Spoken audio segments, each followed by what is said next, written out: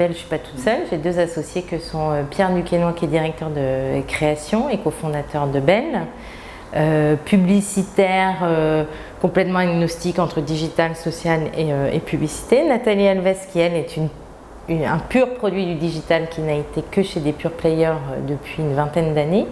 Et moi, on profil aussi un peu atypique en agence parce que je viens de chez l'annonceur et du marketing, ayant été très longtemps dans une boîte de grande conso. Et en fait, ça faisait longtemps que je commençais à me dire que je voyais poindre une nouvelle attente du marché avec des marques, des annonceurs qui avaient envie d'un nouveau type d'accompagnement, plus agile, plus horizontal, plus créatif aussi. Quand on voit le monde des startups, parfois on se dit qu'ils vont parfois plus vite que le monde des grosses agences et que c'est pas normal puisque l'apanage normalement des agences c'est quand même ce rythme, cette capacité à découvrir les signes faibles, pointer les nouvelles tendances, aller vite, être au cœur de la créativité. Et on s'est dit avec Pierre et Nathalie qu'on avait une carte à jouer pour proposer un modèle plus agile, plus horizontal, plus créatif que des grosses agences intégrées. Et donc c'est comme ça qu'on est né, Belle, donc fille de Babel. On pouvait s'appeler Ba ou Belle. Belle c'était quand même plus joli. Et donc voilà, on est né de cette envie de fonder une start-up créative qui mêle conseil marketing, puisque je viens de là, publicité, digital et social, de manière fluide, avec Pierre qui était convaincu à son retour de Londres que le marché français était très en retard, puisqu'il y avait des gens très forts pour faire de la publicité traditionnelle, TVC, 4x3, des gens très bons sur la perf, qui là justement sont plus des agences digitales ou des agences sociales très fortes sur le earned media, cette capacité à émerger sur les réseaux sociaux. Mais en fait, peu de créatifs qui passaient d'une agence à l'autre parce que c'est encore très siloté. Et donc, il a eu envie, là aussi, de monter une agence qui tricote pub digital social de manière fluide dans des temps très courts. Et donc voilà, on est né de cette envie-là en avril dernier. Il y a eu Launcher qu'on a vu en septembre. Il y a eu Bompard également, qu'on a fait en collaboration avec le collectif d'artistes H5 et 3 Suisses également. Et là, on vient de rentrer 2 autres startups, une dans le monde des parkings et une future néobanque européenne. Je ne vais pas avoir un point de vue théorique sur le sujet, je vais vous parler de mes clients et des gens que je côtoie qui, le fruit du hasard, sont soit des entrepreneurs, soit des start-upers et qui là ont besoin de partenaires en face qui sont leur miroir, donc des gens à la fois qui ne leur font pas perdre de temps parce qu'ils ont quand même une notion de rythme qui est extrêmement importante, de rythme par rapport à leur levée de fonds, de rythme par rapport à leur mise sur le marché. Donc la notion de rythme qui peut paraître anecdotique ne l'est pas du tout, donc ça veut dire qu'on est sur une structure qui est très plate, il n'y a qu'un niveau hiérarchique, on va très vite sur l'idée, Pierre monte très vite des big ideas à des clients sans que ce soit maquetté jusqu'à la bannière, le post, le TVC, on partage très vite ces sujets-là. Besoin de conseils aussi, beaucoup plus stratégiques, à la fois sur leur business model et pas en effet quelque chose où à la fois ils vont se dire bon bah je les ai briefés, je me donne 2 semaines et j'espère qu'ils auront compris. Donc on est beaucoup plus dans une conversation continue où on peut faire l'hélicoptère sur des sujets très stratégiques, sur le business model, sur des partenariats stratégiques avec qui ils peuvent s'allier ou autres. Et jusqu'à des choses très opérationnelles de le bouton, il faudrait mieux qu'il soit en bas, bleu ou rouge, et je pense que notre valeur ajoutée vient de cette capacité à aller très haut et aller très bas, parce que nos métiers, à un moment donné, c'est ce que le client voit, l'audience, et en tout cas, moi j'aime faire le métier dans ces conditions-là. Je pense qu'elle est dans un moment qui est compliqué, on ne va pas se dire l'inverse. Elle est concurrencée à la fois par les GAFA, par les cabinets de conseil. Il y a beaucoup d'acteurs, c'est quand même un marché qui est très fractionné. Mais en même temps, où tout le monde se dit « Ah bah ouais, la pub c'est fini, vous avez vu le nombre d'adblockers, ça montre bien ». Oui, mais on est dans une économie de l'offre. Il y a tellement de gens qui veulent parler de ce qu'ils ont créé, de ce qu'ils veulent vendre, de ce qu'ils veulent proposer, de leur point de vue qu'ils veulent défendre. Et en même temps, une audience qui est ultra saturée, qu'il y a besoin de spécialistes. Alors on les appelle des publicitaires, des communicants, des conseils ou autres, qui à un moment donné vont aider à simplifier le discours pour le rendre audible, pour le rendre enthousiasmant. Donc je pense qu'elle a un rôle absolument déterminant, mais il faut qu'elle soit capable d'adresser ce moment-là justement de se dire bah voilà, où est notre valeur ajoutée, à la fois sur le conseil stratégique, sur le conseil tactique aussi, du plan d'action, par quel chemin on va passer.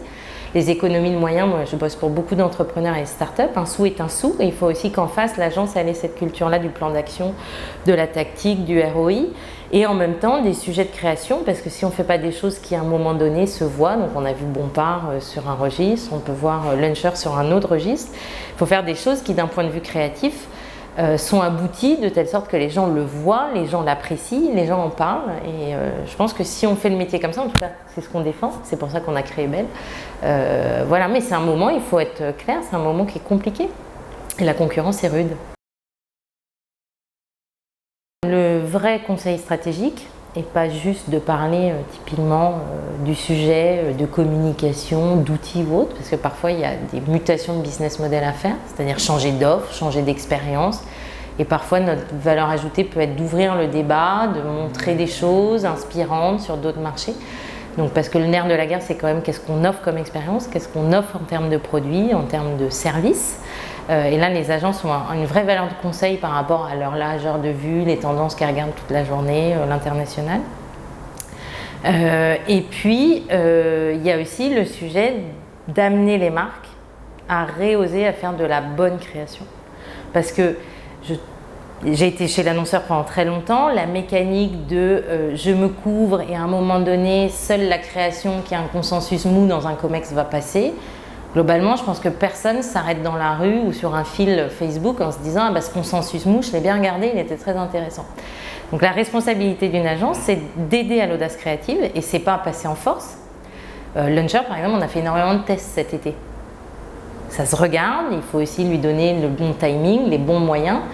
Et je pense que notre responsabilité est de faire en sorte que les marques aiment de nouveau la création, même s'il y a quand même cette logique de performance à côté, et les accompagner pour faire des choses qui sortent un petit peu du cadre et qui se voient, parce qu'à un moment donné, la pub du voisin, c'est pour faire la même chose, mais oui, qui fait de mal à personne, mais elle fera de bien à personne non plus. Ce qui est drôle, c'est que beaucoup de grosses marques regardent les indies, les startups, les DNVB comme le modèle à suivre, se disant ah ouais, je vois qu'elles adressent bien les millennials, peut-être que vous pouvez nous aider à faire comme elles. Mais en fait, faire comme elles, c'est changer complètement le logiciel. C'est pas du tout la même façon. Par exemple, il y a certaines marques qui d'abord fédèrent une communauté sur des valeurs, qui après construisent des produits et après les vendent. Et pas je veux vendre un produit, donc quelle communauté je fais et après je mets le bon message. Donc culturellement, c'est aussi une façon de voir des sujets de façon tout autre. C'est un rapport au risque qui est tout autre. Quand on reparle de Luncher, qui aurait mis Xavier Naine avec la phrase qu'il y a dessus. Donc c'est un rapport au risque, un rapport au temps et un rapport, je pense, aux valeurs. Et parfois, j'ai tendance à dire, beaucoup de marques, en fait, à l'économie digitale de la performance, se sont mis à être beaucoup dans l'économie des moyens, pour laisser un champ libre du vrai branding à l'ancienne, des valeurs sur lesquelles on partage des choses fondamentales et après on peut parler de produits. Et en fait, je trouve les startups ces temps-ci sont très en avance sur de la communication de marque, beaucoup plus que des grands groupes qui sont plus drivés par une communication produit, drivés par une performance de court terme, parce que oui, en effet, quand on est patron, chef de groupe, directeur marketing, on a des objectifs chiffre d'affaires à délivrer en fin d'année, et c'est ce qui fait que par exemple des startups, parfois, sont drivés par des objectifs stratégiques de moyen et long terme qui font qu'ils sont plus à même de défendre des logiques de marque et donc de défendre de la création qui est forte. Alors moi j'ai mon binôme déjà qui est très intéressant puisque moi je suis plus sur du conseil comme je te le disais et cette logique de marketing de marque. Et mon binôme fonctionne très bien avec Nathalie, qui elle est issue du monde digital. Alors certes de la data, mais dans le digital, ce qui est intéressant, c'est typiquement ce que je viens de te raconter sur les startups et cette culture de la transparence, des valeurs sincères partagées. Tout ce qui est plan d'action, je le tricote avec Nathalie. Donc avec en effet cette logique. Alors à la fin, on se déteint l'une sur l'autre, puisque Madame Marque et Madame Performance, à la fin, elles tricotent la même chose. Mais oui, c'est hyper important de travailler très bien avec des agences médias, de travailler très bien sur le suivi de la performance, d'être capable de changer une promo dans la journée si on voit que ça ne fonctionne pas. Et donc, mais c'est devenu un contrat de base dans la façon d'exercer notre métier. En termes de tendance, je vois une sorte de frénésie. Alors, je ne sais pas dire si elle est liée au lancement de Bell ou si elle est liée au marché, mais j'ai quand même l'impression que c'est lié au marché. Bell, c'est un peu comme si c'était un effet loupe de ce qui était en train de se passer, avec là aussi une volonté des annonceurs d'avoir un autre type d'accompagnement. Et dans l'accompagnement, tout à l'heure on a parlé métier, on a parlé silo, on a parlé timing, mais je pense que dans l'accompagnement, il y a aussi quelque chose lié à l'humeur.